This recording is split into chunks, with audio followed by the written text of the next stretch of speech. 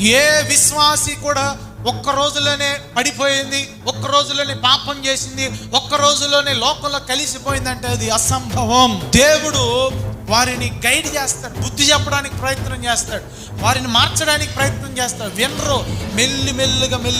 మెల్లిగా ఆ మనస్సాక్షిని, ఆత్మ నడిపింపును చంపేసి పూర్తిగా లోక సంబంధమైన క్రియలలోనికి వారు వెళ్ళిపోయి వారు భక్తిహీనులుగా మారిపోతారు. రక్షించబడినప్పుడు ప్రార్థన చేసే వ్యక్తిగా ఉంటావు, దేవుని వాక్యాన్ని జాగ్రత్తగా వింటావు, పరిచర్యలో ఆసక్తిగా ఉంటావు, పాటలు పాడాలని ఆసక్తిగా, వాయిద్యాలు వాయించాలని ఆసక్తిగా ఉంటుంది.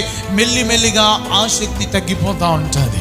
ఒక ఆత్మ సంబంధమైన వ్యక్తి నడుచుకునే క్రియలు నీలో కూడా నశించిపోతుంటే దేవుడు హెచ్చరిక చేస్తున్నాడు.